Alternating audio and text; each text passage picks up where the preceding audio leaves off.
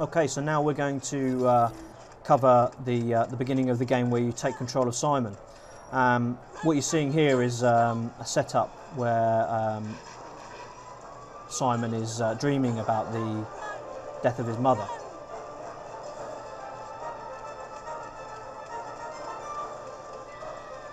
You see him as a boy and then waking up as a man. So this is the beginning of the game. Now, Simon's stages take place after Gabriel's prologue, which you may have seen previously when I covered it in one of the tutorials. But this time, Simon is a grown man. So this is set 57 years after the original prologue. And in Castlevania Lords of Shadow Mirror of Fate, we actually tell the story backwards. So we'll cover Simon first, and then we move on to Alucard, and then finally we'll move on to Trevor. And it's kind of a bit like the movie Memento, so we basically follow the story backwards, slowly revealing more of the plot. So at the end, you'll understand what happened to the characters more clearly. So I've got control of Simon here. He's got his trademark whip. Yesterday I covered the basics of combat, but just to cover them again, you press Y for direct attacks and X for area attacks. Area attacks are really good for crowd control when you're surrounded, and Y is very good for sort of doing direct damage to enemies one-on-one. So this is essentially the first real stage in the game.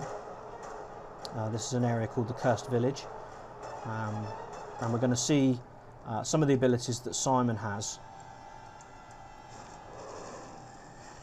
And these zombies are the first enemies that you really face in the game properly. It doesn't take much to take them down. As you can see there, those purple orbs, that's basically experience points, and you get experience points by killing enemies.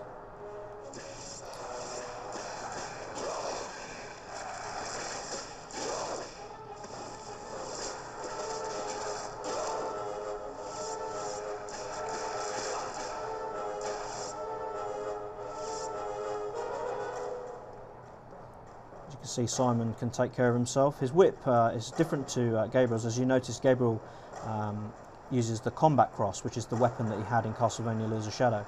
But Simon in this game has a leather whip, which is much more synonymous with the kind of weapon that he had in the classic games. This is a health font. These are scattered throughout the game to help you recover your health.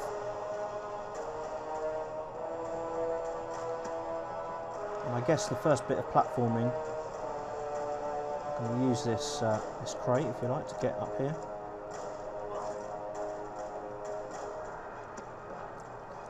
Now I can go through this doorway. As you can see, I can interact with this switch. But if you look up here, there's a knight.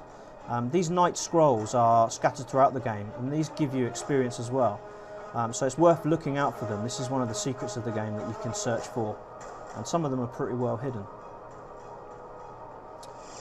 Okay, as you can see, I've got some experience points for that as well.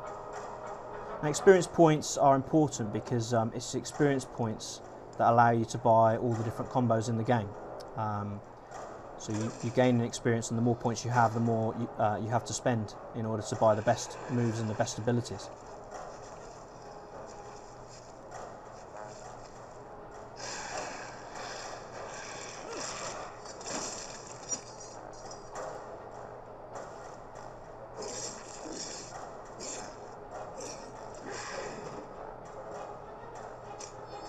So this is the one of the first sub-weapons that you get in the game. Anyone familiar with Castlevania will know that Simon has the throwing axes, and we've introduced that in this series as well.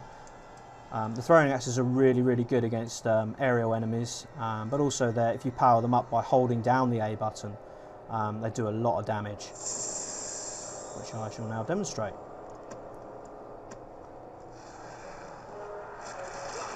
Tonk.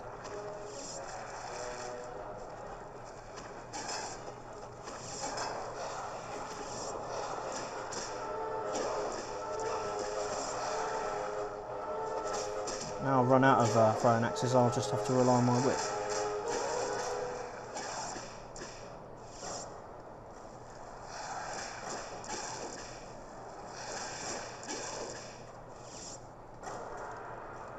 Okay, these barrels can be broken open with your whip, and inside are hearts. And hearts are your ammunition for your secondary weapons. So as you collect secondary weapons, you need hearts basically to power them. So I've now picked that up, and now you can see in the top left-hand corner, I've got another axe which I can use.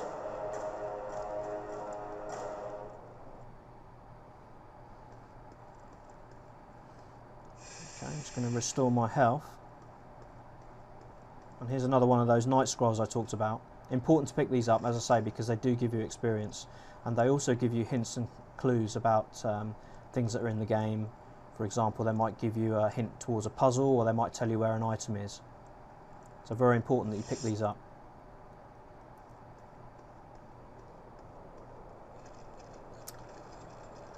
I particularly like this section because anyone who's familiar with the classic Castlevanias of old will recognise this image of Simon and the drawbridge to the castle.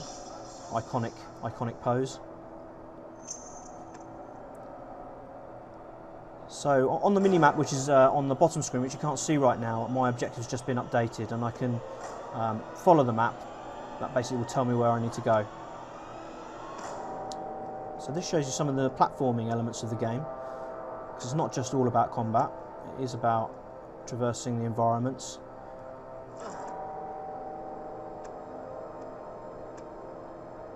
If you look, I can look down, and as long as I can see something on the ground, I know I'm safe to drop down.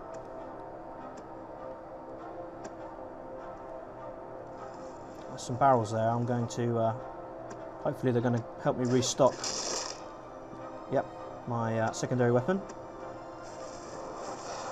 Oops. Have an axe.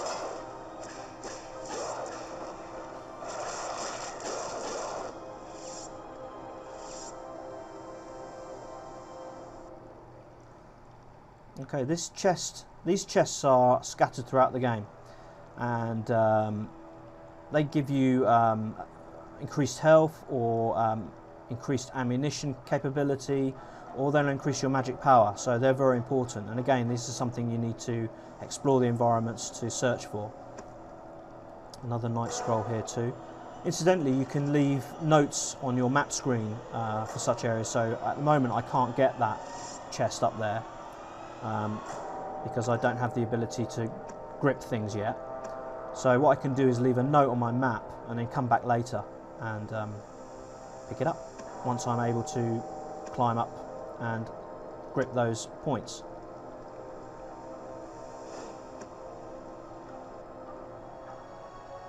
Almost at the end of the stage. This is the Lost Soul. This is a very important character in the game. He represents fate, and it's the fate of all the characters that we explore in the game, and he is very pivotal to the fate of all the characters. Another thing that you can do in this game, which is kind of cool, is swimming. So there's lots of underwater sections to explore too.